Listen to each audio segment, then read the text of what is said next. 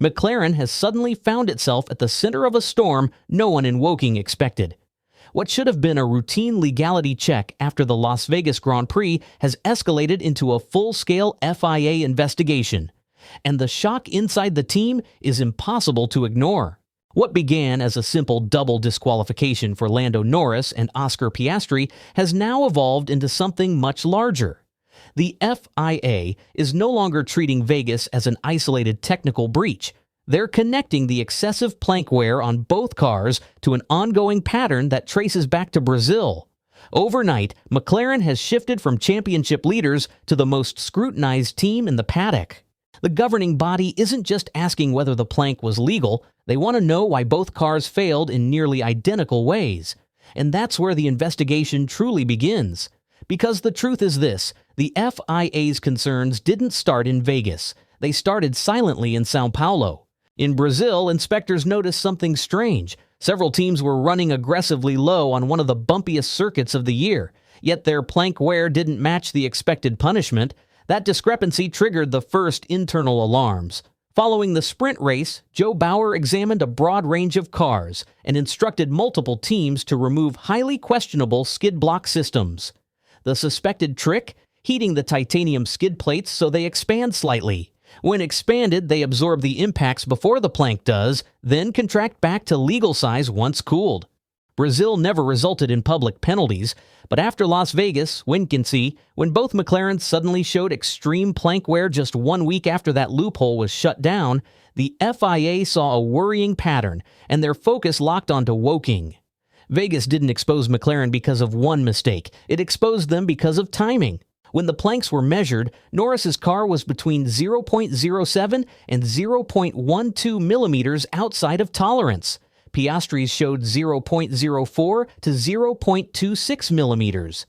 Tiny margins, but in Formula One, legality isn't measured in millimeters. It's binary, legal or illegal. 2 cars, same team, same type of wear, that's not randomness. So now, the FIA is studying the wear pattern millimeter by millimeter. If the marks correlate with porpoising, Meclaren's explanation holds weight.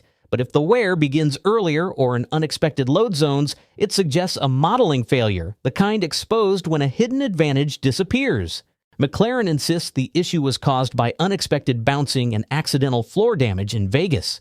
That may be true, but the dramatic spike in wear immediately after the suspected skid block workaround was removed is the detail the FIA can't ignore. Their deep dive into telemetry has already highlighted one key moment. Lap 45. Norris abruptly slowed and began lifting earlier down the straights. Classic fuel-saving behavior. Fuel saving isn't illegal, but running your entire race strategy to the razor's edge implies similar margins everywhere else. Aerostability, tires, and especially ride height. A car pushed to the absolute limit becomes extremely sensitive when simulation and reality don't perfectly match. And Vegas with freezing asphalt, long straights, and brutal braking zones punished every miscalculation. The FIA isn't accusing Meclaren of intent. They're investigating exposure to risk and whether earlier performance benefited, knowingly or not, from the titanium expansion effect.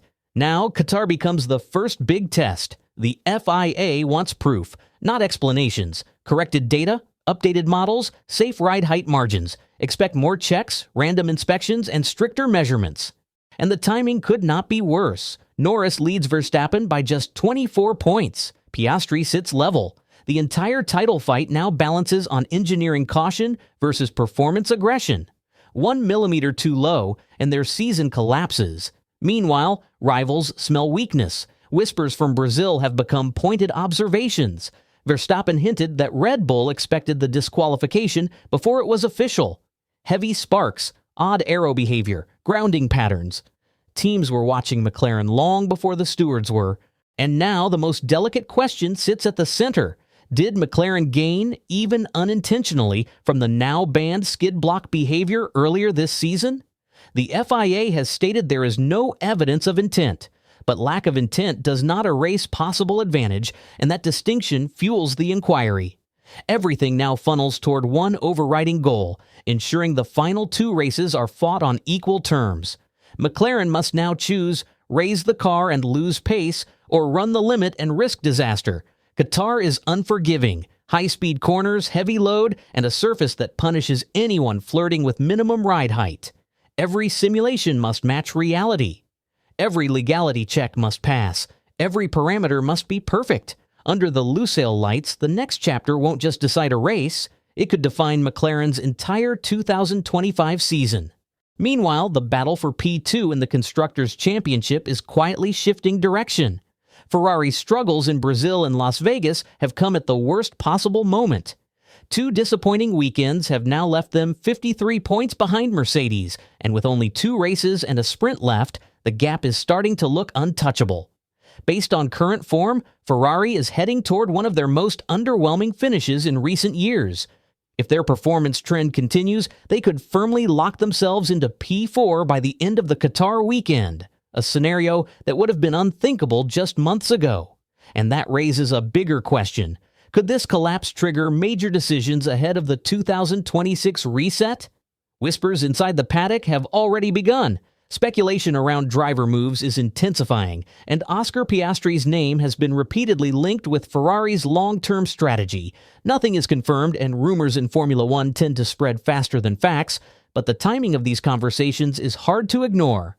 Qatar now becomes a pressure point rather than just another race. The Lusail circuit is high-speed, unforgiving, and brutally demanding on tires, a track that historically exposes weaknesses rather than hides them.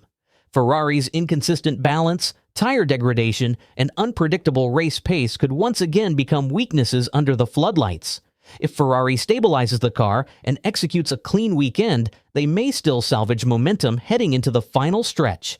But if the trend continues, Qatar could turn into the race that defines their season, not for the highs, but for how steeply things fell apart.